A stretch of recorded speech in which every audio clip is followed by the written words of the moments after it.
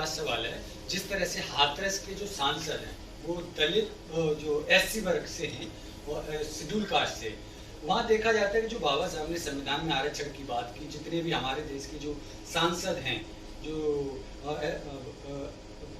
Schedule caste से आते हैं, तो वो आज इस मुद्दे पर मौन क्यों, वो अपनी बातों क्यों नहीं उठा पा रहे?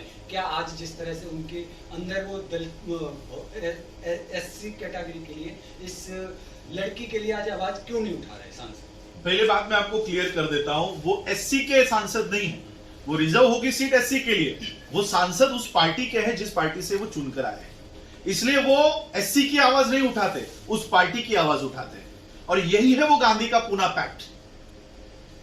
ये बाबा साहब के एससी के रिजर्वेशन से नहीं आए हैं, ये गांधी ने जो हमारे अधिकार छीन लिए ना, ये उसका नतीजा है और उसकी ये देन है जो इस तरह के एजेंट्स उसके ऊपर चले गए हैं। बाबा साहब इनको सांसद नहीं कहते, बाबा साहब इनको एजेंट कहते हैं कि ऐसे लोगों को वहां पर बिठाया दिया गया है जो आज एससी के ऊपर अत्याचार भी हो ना तो उसके ऊपर आवाज तक नहीं उठाते।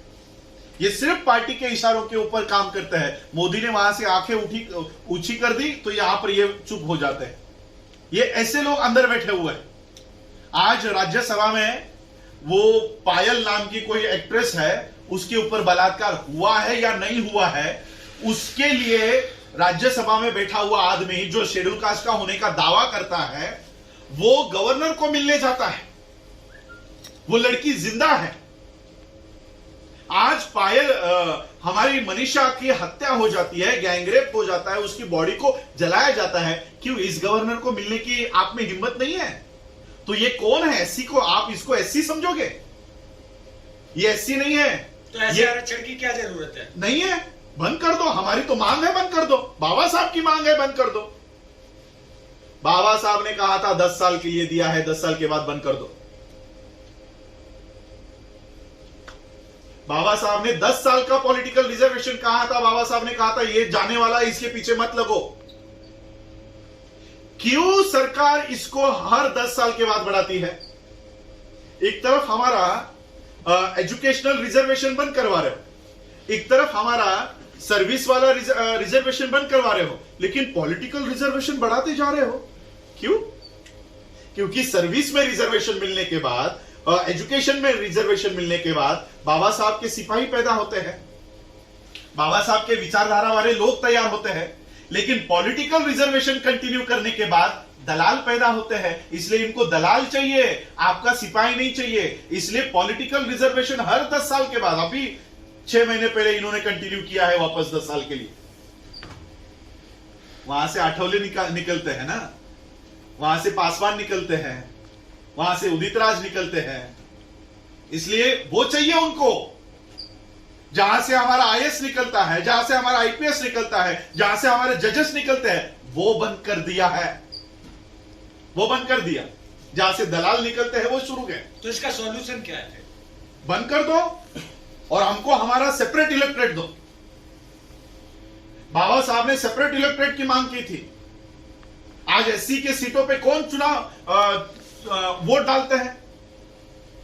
और जो हिंदू फेवर का हो, ब्राह्मण फेवर का हो, उसी को एससी का घरा चुनकर आ सकता है, लेकिन एक कर्तव्यगार व्यक्ति एससी के सीट से चुनकर नहीं आ सकता। कितनी एससी के सीट्स है मुझे बताओ कि बीएसपी जीतकर आई है? सारे एससी के सीटों पे बीजेपी जीत के आई है। तो कहां है ये? क्या बीजेपी एससी की पार्टी है? क्या डिसीजन मेकिंग में एससी का कोई भी एक आदमी बीजेपी के उस बॉडी पर है? यानी एससी के जगहों पर किसका कब्जा है? बीजेपी का। क्या बीजेपी एससी की पार्टी है? क्या कांग्रेस एससी की पार्टी है? एससी की पार्टी कौन है? बीएसपी है। तो बीएसपी को एससी की जगह पर भी आप चुनकर नहीं आने देते, तो यानी जो हमारा था वो भी आपने ले लिया। बीएसपी हमारी पार्टी है, वहां से तो एससी के कैंडिडेट्स को चुनकर आने देना चाहिए था, वहां से भी बीएसपी को निकाल दिया। तो कहां रहा रिजर्वेशन? हमारा ये रिजर्वेशन नहीं है, रिप्रेजेंटेशन है। मुझे बताओ उस संसद में एससी का प्रतिनिधित्व कौन कर रहा है? मुझे बताओ। रिजर्वेशन छोड़ दो कि 30 सीटें आपके लिए रिजर्व है, रिजर्वेशन छोड़ दो, रिप्रेजेंटेशन की बात करो। कितने लोग एससी के ऊपर अन्याय हुआ, किसने इस्तीफा दिया? प्रतिनिधि कौन है हमारा प्रतिनिधि? अगर हमको प्रतिनिधि रास्तों के ऊपर ही चुनना है, देखो मैं आज आप लोगों के माध्यम से इस देश के प्रधानमंत्री को चेतावनी देना चाहता हूं। मैं अपने शब्दों को पूरी तरह से होश हवास में इस्तेमाल कर रहा हूं।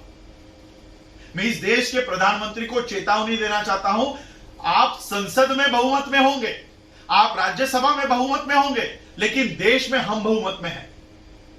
देश में हमारी संख्या ज्यादा है। अगर इस देश के संविधान को उसके साथ खिलवाड़ करने की कोशिश की, एक भी एमएलए और एक भी एमपी को रास्तों के ऊपर घूमने नहीं देंगे। एक भी एमपी और एमएलए को घूमने नहीं देंगे। और जो एससी का है सबसे पहले तो उसको पीटेंगे, ओपन वाले को बाद में पीटेंगे, ओपन वाले को बाद में पीटेंगे, एससी वाले को पहले पीटेंगे। ये वो दलाल है जो हमारी बात करने के लिए अंदर भेजा है, वो चुप बैठा है, इसको पहले पीटेंगे। लेकिन हम बाबा साहब के संविधान को मानने वाले लोग हैं, इसलिए मैं मोदी जी को बोलना चाहता हूं कि ऐसे नौबत पर हमको उतरने के लिए मत दीजिए। इस देश के मार्शल हम लोग हैं, मैं मिलिट्री के खानदान से हूं। इस देश की सुरक्षा करने के लिए हमारे लोगों ने अपनी जान दे दी है। सोचो संविधान की सुरक्षा के लिए क्या कर सकते हैं। और इसलिए मैं आज आप लोगों के माध्यम से इनको बताना चाहता हूं। आप अगर ये सोच रहे होंगे कि आज हम लोग मेजॉरिटी में हैं, कुछ भी कर लेंगे, राज्यसभा में कोई भी बिल पास कर लेंगे, रास्तों के ऊपर उतरने नहीं देंगे, संसद के बाहर आने नहीं देंगे, बैठो 365 डेज अंदर ही, बिना पानी के और बिना अन्न के अंदर। अगर संसद के अंदर इस तरह से खिलवाड़ होता है, संसद के बाहर गिरने नहीं देंगे। घरों के अंदर होंगे तो घरों के बाहर आने नहीं देंगे, घर के बाहर होंगे घर के अंदर जाने नहीं देंगे। अगर देश का किसान, देश का छात्र, देश का मजदूर, देश का कर्मचारी ये बात अगर समझ ले, अलग अलग आंदोलन करके कोई नहीं होगा, कुछ नहीं होगा। किसानों का आंदोलन सिर्फ किसान लड़ रहे, क्या हो रहा है? क्यों इस देश का कर्मचारी किसानों के आंदोलन में नहीं जा रहा? क्यों देश का छात्र किसानों के आंदोलन में नहीं जा रहा? क्यों देश का किसान छात्रों के साथ खड़ा नहीं हो रहा? जब तक एक दूसरे के साथ खड़े नहीं होंगे, इस तरह का मोदी पैदा होता रहेगा। ये हमारे इनएफिशिएंसी का रिजल्ट है नरेंद्र मोदी। हम लोगों ने विश्वास रख के आंख बंद करके सोचा कि ये लोग कुछ अच्छा करेंगे, इसलिए इनको इनके हाथ में सत्ता दे दी। इस गलत फहमी का नतीजा ये लोग हैं। और इसलिए हम लोगों को एक होकर, किसान, छात्र, कर्मचारी, ये अलग अलग नहीं, अब देश के लोग, we the people of India, हम भारत के लोग, इस बैनर के नीचे हमको एक होना होगा।